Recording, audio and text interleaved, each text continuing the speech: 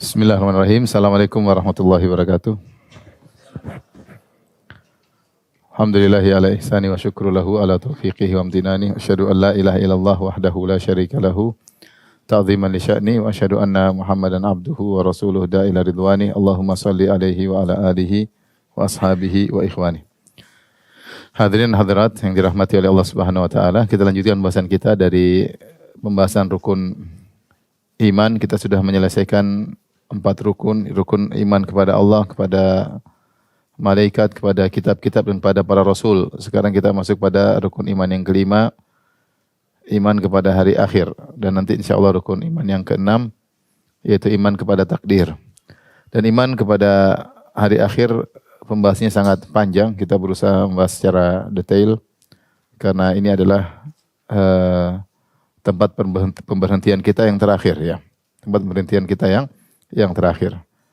Karena kita tahu bahwasanya kita hidup dunia ini hanyalah sementara, sebagaimana setelah saya sebutkan di awal buku dari jilid yang kedua, bahwasanya kita asalnya adalah suatu ketiadaan, sebagaimana Allah berfirman dalam surat Al-Insan, hal ata 'alal insani hinun minad dahri lam yakun syai'an madhkura. Bukankah telah datang kepada manusia suatu masa di mana dia belum sesuatu yang dapat disebut. Kita dulu tidak ada dan tidak ada yang menyebut-nyebut kita. Jadi ketiadaan kita adalah sempurna. Ada sesuatu yang tidak ada tapi sudah disebut-sebut. Ini tidak ada dan tidak ada yang menyebut-nyebut kita. Jadi kita dulu ketiadaan ya. Setelah kita ketiadaan, kita berpindah kepada namanya alam janin ya. Ya. Di alam janin situlah Allah Subhanahu wa taala memerintahkan malaikat meniupkan ruh, kemudian fi ayyi suratin ma syaa rakkabak, kemudian Allah Subhanahu membentuk kita dan kita di alam janin kurang lebih selama 9 bulan. Setelah itu baru kemudian kita ke alam dunia ya. Alam dunia sebagaimana Allah Subhanahu wa taala berfirman, wallahu akhrajakum min butuni ummahatikum la ta'lamuna syai'an. Allah keluarkan kalian dari perut ibu kalian dalam kondisi kalian tidak bisa apa-apa, tidak tahu apa-apa. Wa ja'alakum sam'a wal absara wal af'idah la'allakum tashkurun. Kemudian Allah jadikan kalian melihat, mendengar dan hati agar kalian bisa bersyukur. Dari tidak tahu apa-apa kemudian diberi sebab-sebab datangnya ilmu dengan mendengar, melihat dan juga hati. Setelah itu alam dunia kita ke alam barzakh ya. Alam barzakh. Alam barzakh. Alam barzakh yaitu alam perantara antara kehidupan dan kematian. Antara alam dunia dan alam akhirat.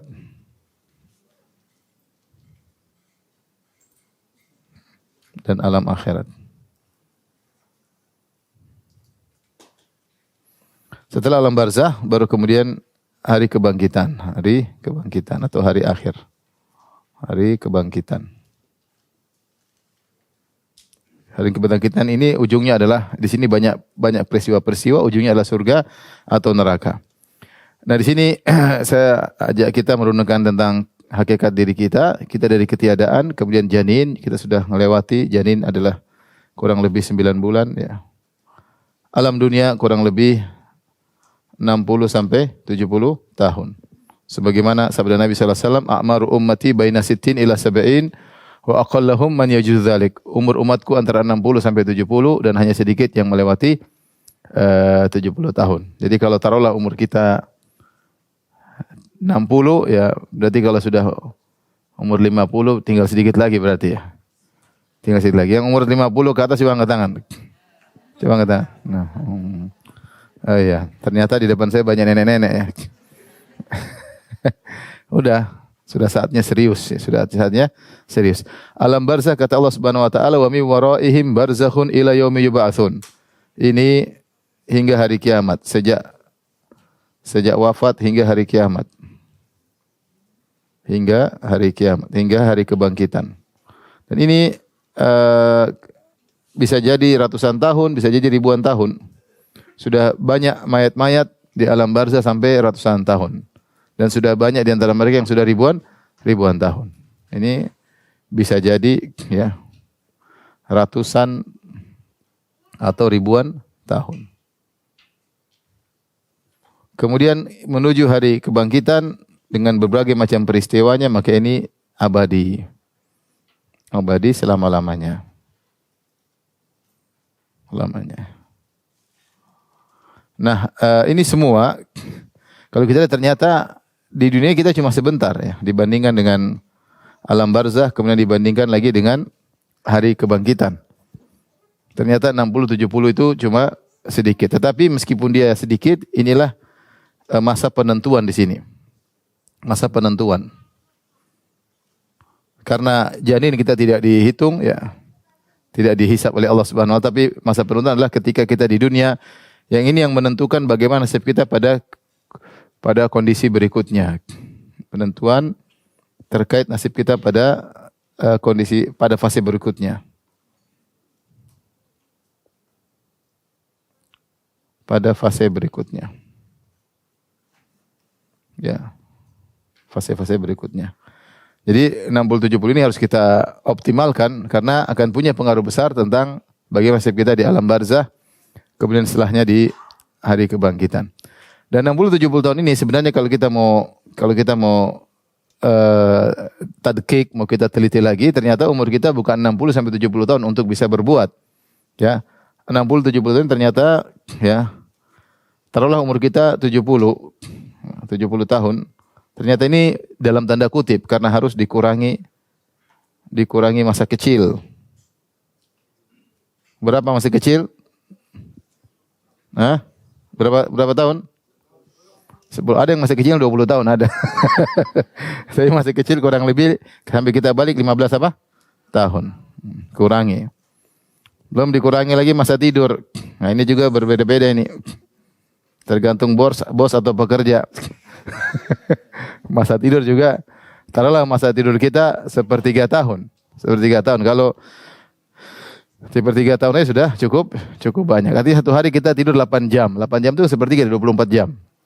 Kalau kita sudah kurang 70 kurang 15 sudah berapa? Hah? 55. 55 sepertiganya berapa 55? Jangan 60 lah biar hitungannya enak. Ya. Masa tidur sepertiga umur berapa? 55 sepertiganya berapa? 18. Taruhlah 18 tahun. Ya. Terus kurangi apa lagi? Kurangi main-main, jalan-jalan sana sini ya. Ke Eropa. Ke Eropa terus kemana? Ke Bali, ke Tegal, ke Makassar. Kurangi masa jalan-jalan. Intinya waktu efektif kita ternyata sedikit ya. Waktu optimal kita ternyata cuma sedikit. Ternyata hanya sedikit. Coba dikurangi Imran jadi berapa itu? 70 kurang 15 kurang 18. Jadi berapa? 37. Tinggal 37. Main-mainnya berapa tahun terserah. Jadi hanya sedikit udah kurang lebih ya taruhlah 30 tahun lah, 30 tahun ya. Ini yang benar-benar waktu kita benar-benar apa? Efektif. Ya 30 tahun ini benar-benar punya pengaruh terhadap fase kita berikutnya. Karena kita akan masuk ke namanya hari kebangkitan. Inilah yang disebut hari akhir. Hari akhirat, hari akhir. Ini. Karena dia lebih panjang masanya daripada alam barzah. Alam barzah cuma ratusan ribuan tahun. Hari akhir abadi. Dan semuanya bergantung kepada bagaimana kondisi kita tatkala di dunia ini. Baik. Kenapa kita harus belajar? Urgensinya kita belajar beriman kepada hari akhir. Ini sudah Ibu? Sudah?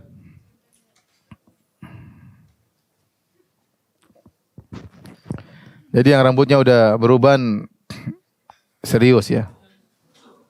Kata Ibnu Jauzi rahimahullah, kalau sudah 40 ke atas maka waktunya serius ya. Kalau masih 20, 30 mungkinlah orang main-main ya. Masih mencari jati diri. Kalau 40 jati dirinya udah ketahuan. Sudah waktunya serius karena mulailah manusia mulai melemah setelah 40 tahun ya. maka dia harus serius, kurangi relasi yang tidak penting, ya, grup-grup mulai keluar, ya. Jangan terlalu banyak grup, ya, jangan terlalu banyak kawan, ya. Semua kegiatan yang kurang bermanfaat maka ditinggalkan. Karena waktu kita optimal untuk persiapan hari akhirat semakin sedikit. Jebak diri dalam kegiatan-kegiatan yang manfaat, ya, yang bisa menjadi bekal kita di akhirat kelak. Tapi pembahasan berikutnya adalah urgensi mempelajari iman kepada hari akhir.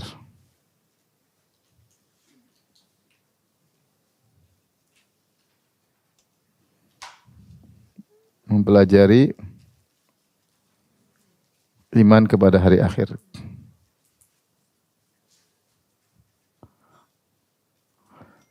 Tentunya banyak urgensinya, namun di antaranya yang jelas-jelas adalah untuk persiapan, ya. Persiapan. Jadi kita berusaha mempelajari proses-proses yang akan terjadi pada sejak hari kebangkitan atau sejak kita meninggal dunia. Menghadapi, ya, peristiwa-peristiwa setelah kita meninggal. Dan itu banyak sekali. Setelah kita meninggal. Ya. Sehingga kita persiapan, ya, Setelah kita meninggal ada namanya kita dikubur nanti ada himpitan kubur, ada pertanyaan, ada fitnah kubur, ada azab atau nikmat kubur. Hari kebangkitan banyak peristiwa-peristiwa mulai dari menunggu di padang mahsyar di bawah terik matahari, kemudian disidang oleh Allah, kemudian dihisab, kemudian di mizan, ada zulmah, kemudian lewat sirat qantarah, kemudian surga atau neraka. Artinya ketika kita mengetahui proses-proses tersebut, peristiwa-peristiwa satu demi satu, kita akan persiapan. Karena kita semua akan melewati fase-fase tersebut. Jadi saya bilang yang paling inti daripada kita belajar iman kepada hari akhirat, kita tahu persis apa yang kita hadapi. Kalau orang tahu persis, dia akan persiapan.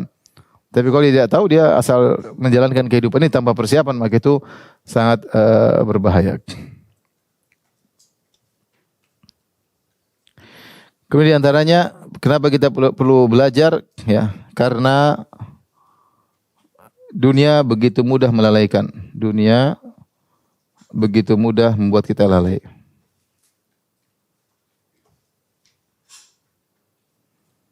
Baik kita sebagai orang kaya maupun sebagai orang miskin, dua-duanya bisa terlalaikan. Makanya Nabi SAW berlindung, Allahumma na'udzubika min syarri fitnatil ghina wa min syarri fitnatil faqr. Ya Allah, aku berlindung kepada Engkau dari keburukan fitnah kekayaan dan dari keburukan fitnah kemiskinan. Orang kaya diberi dunia, lupa dengan akhirat, sehingga kenapa dia lupa? Dia sibuk untuk mendapatkan kekayaan tersebut dan dia sibuk pula untuk menghabiskan kekayaan tersebut. Dia bingung, ya. Jadi untuk mendapatkan kekayaan tersebut dia perlu kesibukan sehingga waktunya banyak terbuang, dan untuk menghabiskan dunia tersebut dia juga butuh uang, ya. Untuk jalan-jalan butuh duit enggak? Butuh waktu untuk jalan-jalan enggak? Butuh waktu, jalan ke sana, jalan kemari, ke mall 1, ke mall 2.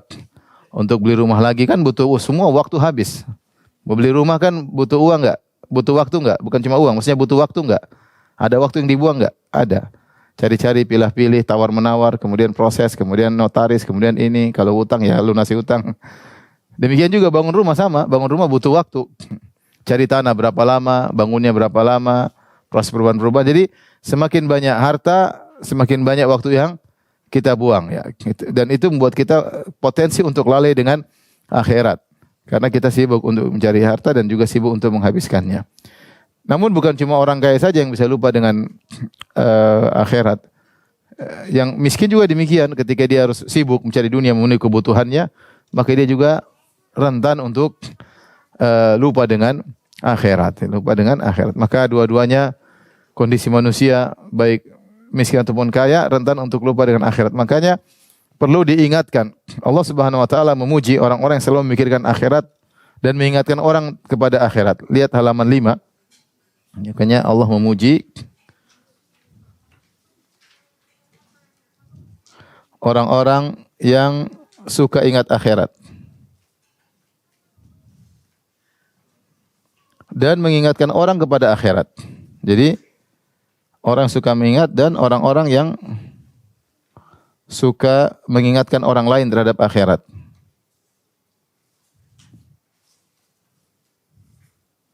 tentang akhirat. Allah berfirman ketika Allah memuji sebagian para nabi, kata Allah Subhanahu wa taala dalam surat Sad ayat 45 47, "Wadhkur ibadana." Kata Allah dalam surat Sad, "Wadhkur ibadana Ibrahim wa Ishaq wa Yaqub ulil aidi wal absar." Dan ingat ceritakan tentang hamba-hamba kami yaitu Ibrahim, Ishak dan Yakub ulil aidi wal absar, yang mereka memiliki ilmu dan memiliki kekuatan yang kuat, ya.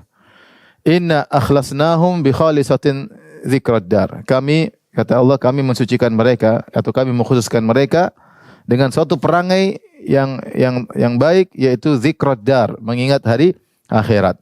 Zikra di sini bisa artinya dari zikr, artinya mengingat hari akhirat, atau bisa maknanya dari tazkir, mengingatkan orang terhadap apa? Akhirat. Dan para anbiya mereka memiliki dua sifat, mereka suka ingat akhirat dan mereka juga suka mengingatkan orang tentang apa? Hari akhirat. Maka ini orang-orang yang dipuji oleh Allah Subhanahu wa taala. Makanya dalam hadis ketika Nabi SAW ditanya, "Ayun nasi akyas?" Siapa orang yang paling pintar, yang paling cerdas?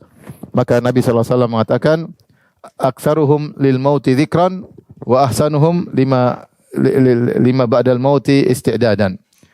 Kata Nabi SAW, orang yang paling cerdas adalah orang yang paling sering mengingat kematian dan yang paling terbaik persiapannya untuk hari setelah kematian. Ulaikal akyas, ulaikal akyas. Mereka adalah orang-orang yang cerdas, ya.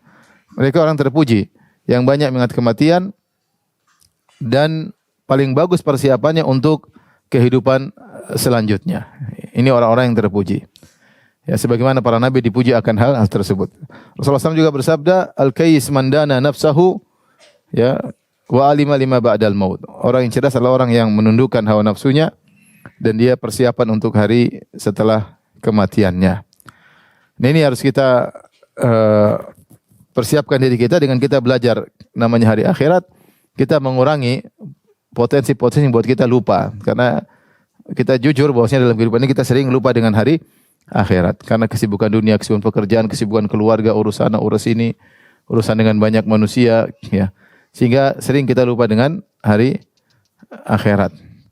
Maka perlu diingatkan. Taib. Di antara urgensinya kita belajar untuk mengimani hari akhirat, ya. Karena Allah Subhanahu wa taala, ya, sering menggandengkan iman kepada Allah dengan iman kepada hari akhirat. Menggandengkan iman kepada Allah dengan iman kepada akhirat. Dan ini dalam Al-Quran banyak sekali, dalam hadis dalam Al-Quran sampai disebutkan lebih dari 20 kali dalam Al-Quran Allah menggandengkan antara iman kepada Allah dan iman kepada hari akhirat, ya. Seperti man amana minhum billahi wal yaumil akhir. Ya, seperti itu dalam Al-Quran juga, dzalika yu'adzu bihi man kana minkum yu'minu billahi wal yaumil akhir. Dan seperti ini banyak. Ini adalah pelajaran bagi kalian yang beriman kepada Allah dan hari akhirat. Ketika Allah menggandengkan beriman kepada hari akhirat, menunjukkan iman kepada hari akhirat adalah perkara yang sangat urgen. Sampai lebih dari 20 ayat Allah gandengkan.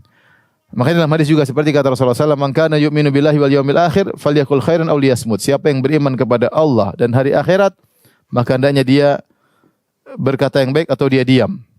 Kenapa? Karena tidak bisa seorang melaksanakan hal ini, berkata baik atau diam, kecuali orang yang benar-benar beriman dengan hari akhirat. Kalau dia kurang beriman dengan hari akhirat, dia tidak akan bisa mengontrol lisannya. Orang yang hanya bisa mengontrol lisannya adalah orang yang benar-benar beriman kepada Allah dan beriman dengan hari pembalasan. Bahwasanya ada namanya hari pembalasan, sehingga dia selektif dalam mengucapkan lafal-lafal yang akan dia ucapkan, selektif dengan tulisan-tulisan yang akan dia torehkan dengan tangannya, ya. Dia selektif karena dia tahu setiap yang dia ucapkan, setiap yang dia torehkan dalam bentuk tulisan, ya, akan diminta pertanggungjawaban oleh Allah Subhanahu wa taala. Dia juga akan selektif dalam mengomentari karena bisa jadi komentar dia terhadap sesuatu membawa bencana bagi dia pada hari kiamat kelak. Dia komentar misalnya si fulan begini, ternyata tidak demikian, ini masalah pada hari kiamat kelak. Orang yang tertutup tadi akan menutup dia pada hari kiamat kelak. Tapi di antaranya urgensinya ya agar semangat beramal ya. Agar semangat beramal dan menjauhi maksiat. Seorang kalau tidak beriman dengan hari akhirat, dia malas beramal. Dan kalau dia tidak beriman atau kurang imannya dengan hari akhirat, maka dia akan semangat bermaksiat. Tapi kalau dia beriman dengan iman yang kuat, dia takut bermaksiat. Ya. Makanya ketika Allah menyebut tentang orang-orang yang mengurangi takaran, kata Allah Subhanahu wa taala, "Wailul lil mutaffifin alladzina idza iktalu 'alan nasi yastawfun wa idza kaluhum aw wazanuhum yukhsirun ala yadhunnu ulaika annahum mab'utsun." Celaka orang-orang yang melakukan pengurangan takaran maupun timbangan. Sedikit mereka kurangi, tidak banyak. Kalau banyak ketahuan mereka jualan kurangi sedikit. 10 kilo mungkin dijual 9 kilo 8 ons, kurang 1 ons 2 ons sedikit, tidak banyak. Orang yang beli tidak ketahuan. Ya harusnya berapa liter dikurangi sedikit ya. Ya, kalau mereka jualan maka mereka kurangi. Kalau mereka beli mereka maunya takaran timbangannya dipenuhi. Kata Allah, "Ala yadhunnu ulaika annahum mab'utsuna li yaumin 'adzim yauma yaqumun nasu lirabbil alamin." Tidakkah mereka tahu bahwasanya mereka akan dibangkitkan? Artinya Allah mengatakan mereka melakukan demikian karena kurang beriman dengan hari kebangkitan. Harusnya kalau mereka beriman dengan hari kebangkitan, mereka akan diberdirikan oleh Allah, akan disidang oleh Allah, akan disab oleh Allah. Harusnya mereka tidak melakukan demikian. Namun kenapa seorang nekat bermaksiat, menzalimi orang, mengambil harta orang? Ya, karena iman terhadap hari akhirat kurang. Maka inilah kita belajar agar kita ngerem diri kita. Ketika ingin bermaksiat kita ngerem diri kita. Ketika melihat hal yang haram kita rem diri kita. Mengucapkan perkataan yang haram kita rem diri kita. Mendengar yang haram kita rem diri kita. Dan kalau kita malas beribadah kita pacu. Kita ingat ini hari akhirat. Kesempatan saya untuk beramal cuma sebentar. Kapan lagi? Tunda enggak ada faedahnya. Tunda kita sudah ketinggalan oleh banyak orang yang lebih banyak beramal saleh daripada kita. Sehingga kita tidak menunda amal ibadah. Karena kita tahu kita berpacu dengan kematian. Siapa yang duluan kita atau kematian dahuluan menjemput kita. Oleh karenanya seorang ketika ingat tentang hari akhirat dia pasti semangat. Makanya disebut oleh para ulama, siapa yang banyak mengingat akhirat maka dia akan dianugerahi dengan 3 perkara. Lihat halaman 11 ya. Siapa yang sering ingat akhirat dia akan dianugerahi dengan 3 perkara. Yang pertama, sering bertobat. Yang kedua, semangat beribadah. Dan yang ketiga, qanaah. Pertama, sering bertobat. Yang kedua, semangat beribadah. Dan qanaah. Ini pasti. Ini ciri orang yang selalu ingat akhirat. Dia sering bertobat karena dia tahu kapan-kapan dia bisa dipanggil oleh Allah. Kalau dia tidak sempat bertobat, musibah bagi dia di hari kebangkitan kelak. Kemudian dia semangat beribadah. Kenapa? Dia tahu bahwasanya kesempatan dia untuk beramal soleh tidak panjang. Maka dia semangat untuk beribadah karena dia bakalan mati tiba-tiba. Dan yang ketiga dia akan qanaah. Karena dia tahu bahwasanya dunia ini hanyalah sementara. Nah, kalau dalam diri kita memiliki sifat kebalikan daripada ini berarti kita lagi masalah besar. Ya, pertama jarang bertobat, jarang beristighfar, jarang bertobat. Kemudian kita malas beribadah. Ya, berarti keyakinan kita terhadap hari akhirat ini bermasalah. Yang ketiga tidak qanaah, selalu pingin yang baru, tidak pernah qanaah, tidak pernah puas dengan apa yang dimiliki, berarti dia masih cinta dunia berlebihan ya. Masing-masing bisa mengoreksi diri sendiri, mengaca diri sendiri. Kalau seandainya dia semangat beramal soleh, kemudian sering bertobat dan qanaah, mudah-mudahan termasuk dari orang yang selalu ingat dengan akhirat ya. Yang terakhir mungkin yang saya sampaikan di sini adalah perlu kita beriman, belajar tentang iman kepada hari akhirat karena banyak penyimpangan. Banyak penyimpangan terkait hal ini, terkait rukun iman ini. Di antaranya seperti misalnya orang-orang ateis yang mengingkari atau orang-orang yang mengingkari hari kebangkitan. Seperti kaum musyrikin. Orang-orang yang mengingkari hari kebangkitan. Hari kebangkitan karena tidak logis kata mereka. Karena tidak logis. Seperti kaum musyrikin Arab.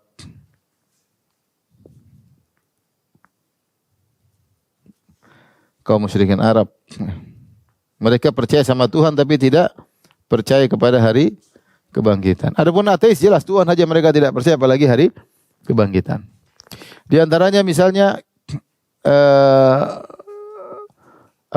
teori reinkarnasi.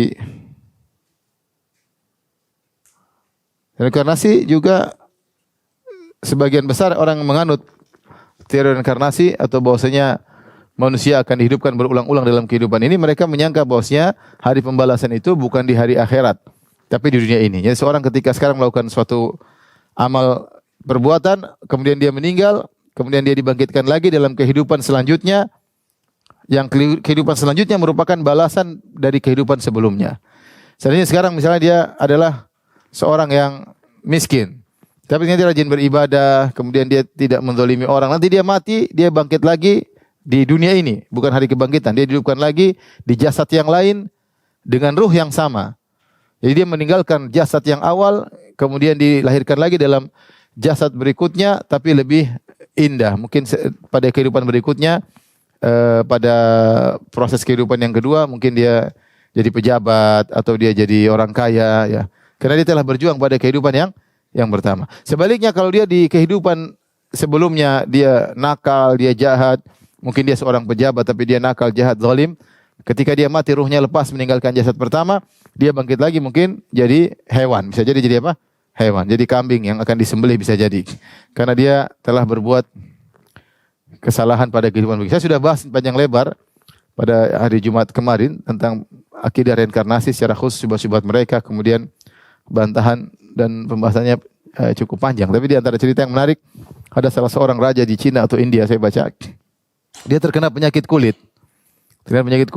Kemudian dia bercermin, dia lihat wajahnya buruk sekali.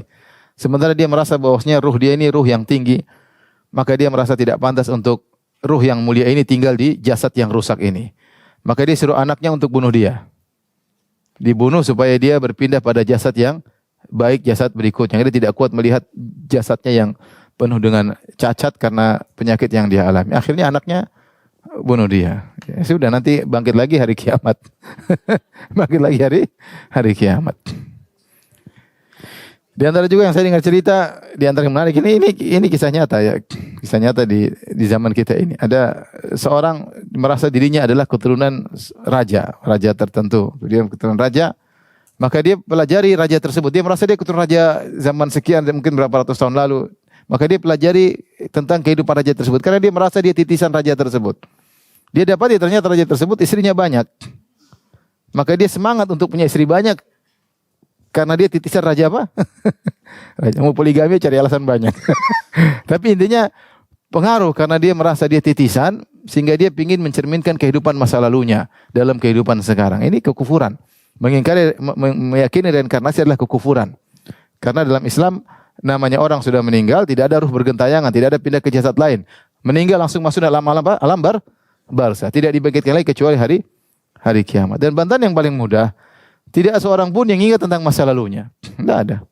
Namanya teori pembalasan itu harusnya seorang tahu dia dibalas karena perbuatan masa lalunya. Kenapa orang dipenjara? Karena karena begini maka penjara. Maka penjara tersebut menjadi hukuman bagi dia. Karena kamu sekarang dipotong tangannya karena kamu mencuri. Tapi kalau dipotong tangan dia tidak tahu apa masalahnya, kenapa dipotong tangan, ya dia tidak merasa ada teori apa pembalasan. Ya, jadi orang yang dibalas dia harus tahu kesalahan dia, kemudian dia dihukum sehingga dia tahu ini adalah balasan dari perbuatannya. Sebagaimana nanti kalau teori dalam Islam hari kebangkitan diingatkan semua, yauma yatadzakkarul insanu ma sa'a. Manusia akan ingat semua yang pernah dia lakukan, sehingga ketika dia balas dia ngerti. Yauma tajidu kullu nafsin ma amilat min khairin muhdhara. Ya. Setiap jiwa akan melihat apa yang kebaikan yang dia lakukan akan hadir di hadapannya, ya. Ya, dan keburukan yang dia lakukan semuanya akan hadir di depannya dan ada catatan semuanya. Sehingga ketika dia ingat masa lalunya dia dihukum, maka sempurnalah teori pembalasan, hari pembalasan. Tapi kalau dibalas sekarang tidak ingat masa lalunya, apa faedahnya? Menurut teori tersebut, saya Firanda, bisa jadi saya ini bukan kehidupan yang, bisa jadi saya sudah kehidupan yang 100 sekarang. Bisa jadi karena saya mati, bangun lagi, mati, bangun. Kita tahu dunia sudah berapa ribu tahun. Ya, ribu tahun. Ya, kalau berarti saya taruhlah setiap hidup saya umur saya 60 tahun. Berarti kan sudah berapa proses ya? Mungkin sudah puluhan kali. Saya mungkin sudah yang kesekian kalinya. Dan saya tidak pernah ingat satu fase pun dari kehidupan sebelumnya. Saya tidak pernah ingat saya dulu jadi apa, enggak pernah. Terus apa faedahnya? Apa faedahnya teori pembalasan tersebut, sementara kita nggak pernah ingat masa lalu kita. Ya. Ada kawan dari India, dulu sekelas sama saya di Madinah. Dia cerita, dia pernah ngobrol sama kawannya di India juga, yang punya pemahaman reinkarnasi. Dia sedang bertamu dengan temannya, tiba-tiba ada kambing masuk di rumahnya. Terus temannya itu yang punya keyakinan reinkarnasi bilang, oh ini jangan-jangan om saya kemarin meninggal. Datang sekarang. Jadi ya begitu, reinkarnasi begitu. Aneh-aneh. Dan itu kekufuran dalam Islam ya. Jadi contoh yang salah teori reinkarnasi. Di antara juga pemahaman yang keliru misalnya seperti teori Ibnu Sina. Ibnu Sina bahwasanya yang dibangkit cuma ruh.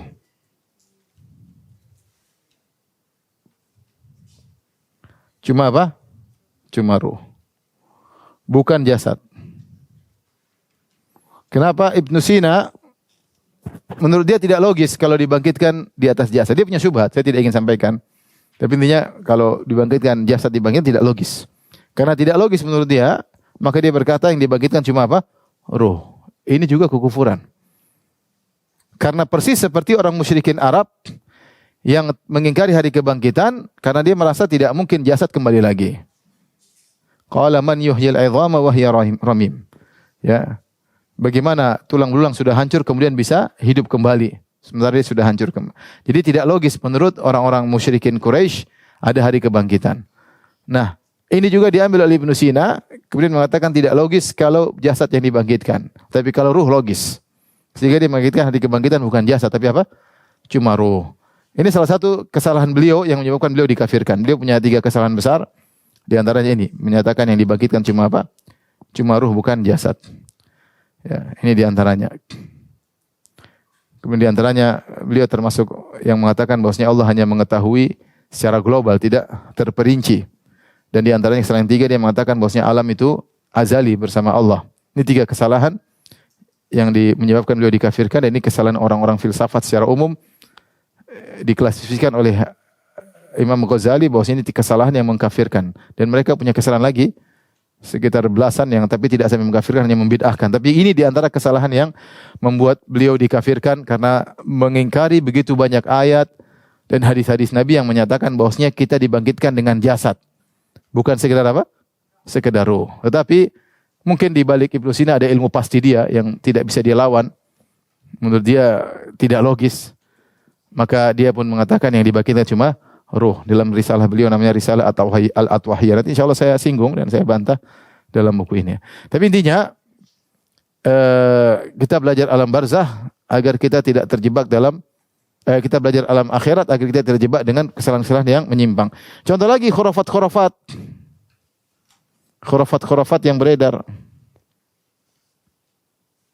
Banyak. Apa khurafat tersebut? Di antaranya ruh gentayangan ya. Iya. Apa? Mak lampir. Ini di antaranya. Nyi Blorong. Paling mending si manis jembatan Ancol, lumayan lah. Yang lain semua mengerikan. Ini ruh bergentayangan. Kenapa? Karena mereka salah paham tentang alam barzah. Alam barzah tidak ada ruh bergentayangan. Seorang meninggal, ruhnya masuk dalam alam barzah. Enggak ada. Kalau jin niru-niru kakek kita, jin niru-niru mbah kita, itu ada. Dia ngaku-ngaku sebagai saya adalah ruhnya. Tapi kalau seperti juga keyakinan apa? Panggil ruh. Ini juga ada. Dulu saya juga ikut-ikutan ini. Panggil apa? Ruh. Ya panggil ruh. Ya, ruh ini dipanggil, ruh ini dipanggil. Ini juga karena tidak paham tentang teori alam hari akhirat, maka dia menyatakan ruh bisa dipanggil kembali. Ruh bisa dipanggil kembali. Seperti itu ya. Dulu ada kawan ini ikut ilmu tenaga dalam. Kemudian dia minta ruh misalnya ruh. Mohon maaf, dia minta ruh Bruce Lee misalnya. Bruce Lee sudah mati belum? Sudah, tentu di alam barzah ya. Tapi bagi orang tidak ngerti alam barzah mungkin ruh Bruce Lee masih bergantayangan ya. Maka dia panggil ruh Bruce Lee, maka ruh Bruce Lee pun masuk dalam dirinya, kemudian dia tiba-tiba karate jago. Ini contoh orang percaya aja, benar sih tiba-tiba jago. Ini tidak jago, tiba-tiba dia jago. Ya, ini ada jin masuk dalam dirinya. Jadi khurafat-khurafat yang ada. Seperti khurafat bahwasanya kalau orang meninggal 40 hari masih bergentayangan. Ini juga khurafat. 40 hari masih apa? Masih gentayangan. Dan lain-lain, ya. Maka harus di ini, harus di ini, harus di ini. Kadang-kadang seperti sebagian kaum muslimin ketika hari meninggal dia masih sediakan, ini saya lihat sendiri, dia sediakan piring, ada pisang goreng, ada apa namanya? Kopi. Kenapa? Dulu dia suka makan pisang goreng sama apa? Kopi, ya. Karena membelikan Kentucky terlalu mahal, ini aja pisang goreng sama. Padahal dia juga suka Kentucky, cuma beli pisang goreng sama kopi, katanya ruhnya masih datang. Ini kan salah. Ini khurafat yang disebar di kaum muslimin. Nah, dengan pelajari akidah, iman kepada hari akhirat, kita tahu ini semua adalah kesalahan. Dan masih banyak kesalahan-kesalahan lain yang terkait dengan hari ini.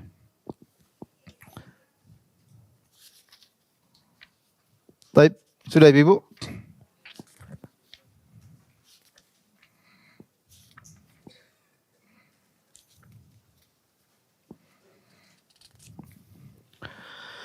Di antara perkataan yang indah tentang kematian ya, atau tentang hari akhirat. Lihat halaman 14. 14 kata Hasan al-Basri, beliau berkata, "Ma ra'aitu yaqinan la syakka fihi asbaha bi syaqqin la yaqina fihi minal maut." Aku tidak melihat suatu perkara yang sangat diyakini, tidak ada keraguan tentang hal tersebut, maksudnya kematian. Semua orang pasti tahu namanya kematian. Tidak ada yang ragu bahwasanya kematian akan apa? Datang. Tetapi seakan-akan menjadi suatu keraguan yang tidak ada keyakinan dalamnya. Maksudnya apa? Hasan al-Basri merasa heran. Semua orang yakin dia bakalan mati, tapi tidak ada persiapan. Seharusnya kalau kita yakin kematian itu ada, dan kita semua pasti yakin, harusnya ada konsekuensinya. Konsekuensinya harus persiapan. Ternyata konsekuensi tersebut tidak ada. Jadilah keyakinan tersebut seperti keraguan yang tidak ada keyakinannya. Faham maksudnya? Jadi saudara mengatakan, saya melihat satu keyakinan, kok malah jadi keraguan.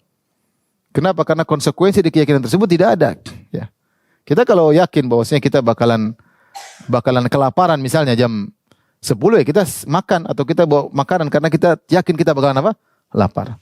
Atau kita yakin di situ ada penyakit, maka kita siap, misalnya masker, kita di situ ada penyakit, saya harus pakai masker karena saya yakin ada apa? Penyakit. Nah, kalau kita yakin kita bakalan mati dan akan dibangkitkan minta pertanggungjawaban, harusnya kita persiapan. Harusnya. Tapi konsekuensi tersebut tidak ada. Sehingga Hasan al-Basri mengatakan, jadilah keyakinan tersebut seperti suatu keraguan. Karena konsekuensinya enggak ada. Demikian juga Umar bin Abdul Aziz rahimahullah pernah berkhutbah. Dia mengatakan, ayuhan nas, inna Allah ta'ala khalaqa khalqahu thumma arqadahum. Wahai manusia sekalian, sungguhnya Allah menciptakan makhluk manusia, kemudian Allah tidurkan mereka dalam alam barzah. Thumma yab'athuhum min raqdatim. Kemudian Allah bangkitkan mereka dari alam barzah mereka. Fa imma ila jannah wa imma ila nar. Kalau sudah dibangkitkan, kalau enggak ke neraka, ke surga. Wallahi in kunna musaddiqina bihadza innal hamqa. Kata dia, demi Allah kalau kita meyakini hal ini, bahwasanya kita akan dimatikan, dibangkitkan, masuk surga atau masuk neraka, sungguh kita ini semua bodoh, kita ini semua pandir. Wa in kunna mukadzibina bihadza innal halka. Kalau kita mendustakan ini semua, maka kita akan binasa, masuk neraka jahanam. Kemudian dia pun turun dari mimbarnya. Artinya dia mengatakan apa? Wa in kunna musaddiqina bihadza. Kalau kita yakin tentang hari kiamat, sungguhnya kita ini hakikatnya orang bodoh. Kenapa enggak ada persiapan? Kata dia, kita semua, saya dan kalian yang berkhutbah dengan yang hadir semuanya bodoh. Kenapa? Karena tidak ada persiapan. Tapi kalau kita dustakan, ya kita kafir, neraka jahanam selama-lamanya. Jadi inilah kondisi kita, ikhwan akhwat rahmatillah subhanahu wa taala. Kenyataan menunjukkan bahwasanya keyakinan kita terhadap hari akhirat masih belum kokoh, masih belum apa? Kokoh. Terbukti dari kegiatan kita keseharian. Masih malas bangun malam, masih malas baca Quran, masih pelit untuk bersedekah, masih dendam, tidak mudah memaafkan, ya. Allah mengatakan, wa inna sa'ata la'atiyatun fasfahi safhal jamil. Sungguh hari kiamat akan tiba, maka maafkanlah, lapangkanlah apa? Dada. Kalau kita hari kiamat mau tiba, ngapain kita dendam-dendam? Sudah selesai. Tapi karena kita dendam, karena kita masih pikirnya dunia melulu. Seharusnya kalau kita yakin hari akhirat, kita pun seharusnya tidak pelit. Namun kita ternyata masih pelit, ya. Dan banyak hal. Kalau kita yakin hari akhirat, harusnya kita takut bermaksiat. Namun kita tetap aja bermaksiat. Ya, seharusnya kalau kita yakin hari akhirat, kita tidak terlalu sibuk dengan beli barang-barang bermerek, ya. Seharusnya. Karena bermerek buat apa? Ditanya sama Allah, bingung jawabnya. Bingung atau tidak? Bingung tidak? Kenapa beli jam harga sekian? Bisa jawab? Nah, suka ya. Karena manfaatnya ada yang murah. Jawab suka-suka. Iya, memang jawabnya suka ya. Tapi bukankah ada yang lebih murah? Bukankah kali itu kau bisa beli harga 10 juta, 200 jutanya bisa buat untuk akhiratmu, kan bisa lebih baik. Masih banyak orang lapar, masih orang miskin, masih banyak pondok kekurangan, masih banyak janda tidak terawat. Masih banyak anak yatim yang susah. Ya. Intinya kita teori oke, praktek kita masih kurang. Saya tidak bicara antum aja, saya bicara saya juga. Artinya kita praktek masih apa? Masih kurang. Maka tadi benar kata Umar bin Abdul Aziz, "Wa in kunna la musaddiqina bi hadza wa inna la hamqa." Kalau kita benar-benar mengimani hari kiamat, ini bodoh semua kita ini sebenarnya. Pandir. Kenapa kita masih kurang beramal soleh? Masih kurang beramal soleh. Meskipun ada kawan juga, ada kawan apa namanya, dia pakai jam mewah. Waktu hajian sama dia saya tanya, pakai jam mewah. Siap dihisap? Siap Ustaz, saya siap dihisap. Ya udah, kalau siap ya sudahlah. Saya siap dihisap. Ya sudah, kalau siap ya sudahlah masing-masing. Ya, kalau saya tidak siap, kalau kamu siap ya silakan. Siap silakan.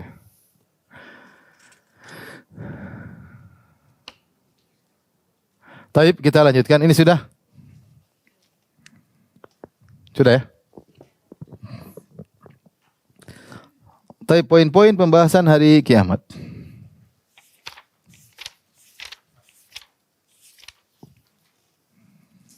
Poin-poin pembahasan hari akhir. Jadi agar kita ada global ya. Poin-poin global ya.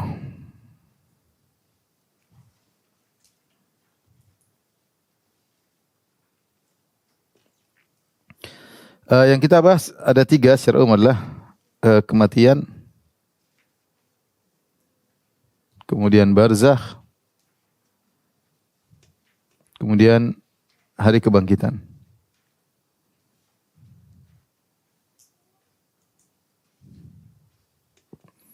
Adapun kematian yang akan kita bahas ada 3 hal. Yang pertama adalah sakratul maut ya. Sakratul maut adalah kondisi payah yang dihadapi seorang ketika akan meninggal dunia, namanya sakratul maut. Yang kedua namanya ihtidhar, al-ihtidhar. Ihtidhar itu proses pencabutan nyawa. Proses pencabutan nyawa dari jasad. Yang ketiga kematian. Kematian itu nyawa sudah terpisah dari jasad. Nyawa atau ruh telah terpisah dari jasad.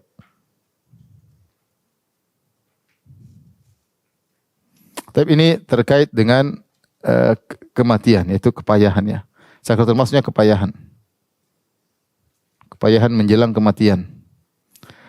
Tapi ini yang pertama, masalah kematian, karena kematian adalah awal dari masuk dalam alam akhirat. Alam akhirat sebenarnya dimulai dari kematian. Ya, karena kita sudah meninggalkan, mati itu apa? Meninggalkan dunia. Maka orang mengatakan meninggal apa? Dunia. Meninggal dunia. Berarti dunia sudah dia tinggalkan, dia masuk alam akhirat. Dalam akhirat ada muqaddimahnya, itu kematian alam barzah. Tapi adapun alam barzah yang akan kita bahas diantaranya adalah dhammatul qabr. Di sana ada dhammatul qabr. Ada zulmah sebentar, zulmatul qabr. Kegelapan kuburan.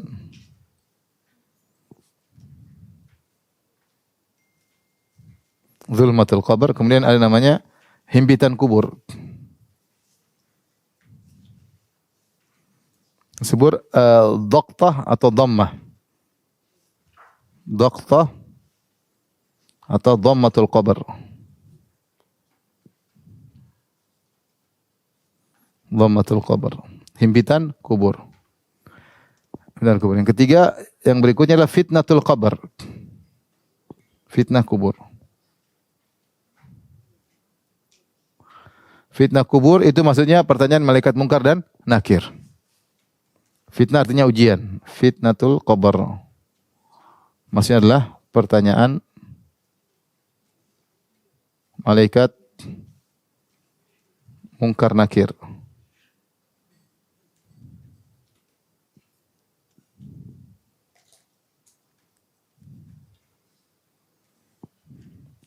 Yang berikutnya adalah azab atau nikmat kubur.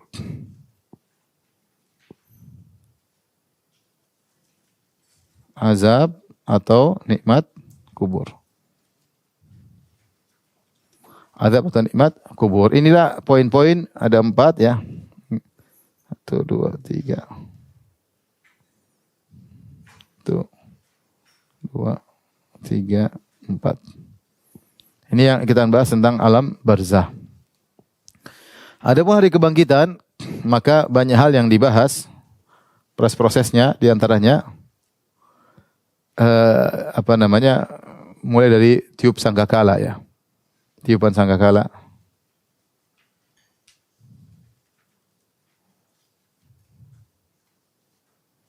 Tiupan sangkakala ini ada 2 pendapat, memang 3 tiupan, memang 2 tiupan. Insyaallah kita bahas pada tempatnya. Kemudian hari kebangkitan jasad.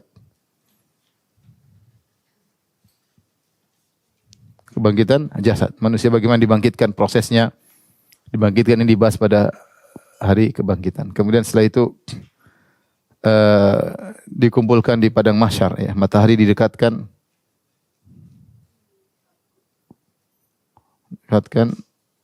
dan manusia dikumpulkan di padang mahsyar.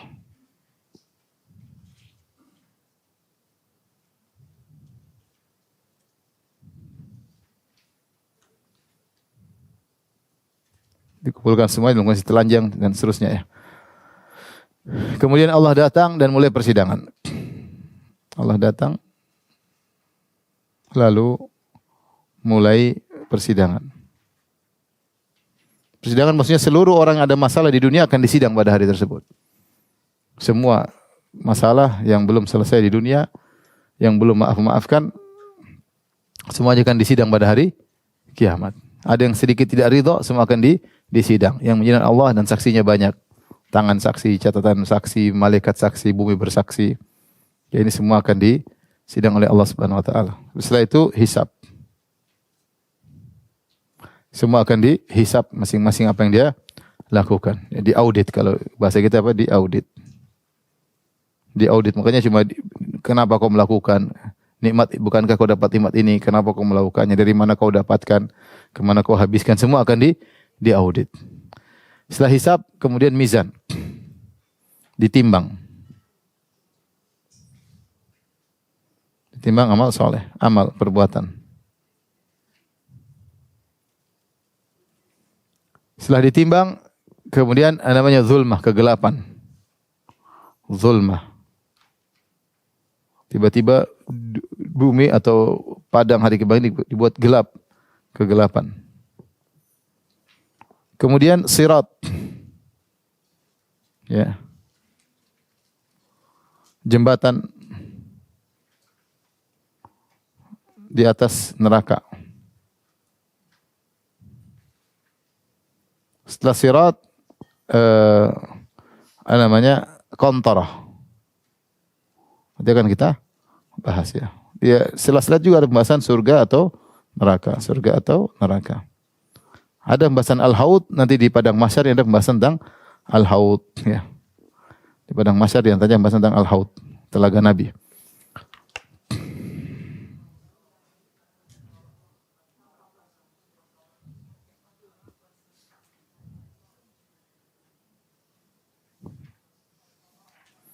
Kenapa saya tidak tulis haud? Karena haud ada khilaf di apakah di padang mahsyar atau setelah melewat sirat. Ada khilaf di kalangan para ulama. Ini sederhananya tentang poin-poin yang kita bahas tentang hari akhirat.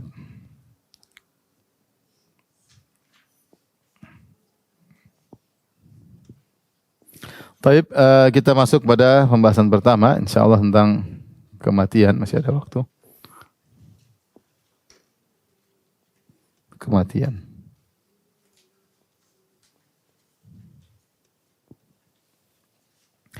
Telah kita singgung tadi bahwasanya hidup manusia hanyalah 60 sampai 70 tahun. Secara umum ada yang lebih dari 70, tidak banyak tapi ada umat Muhammad antara 60 ila 70. Wa aqallahum man yajuzu dzalik.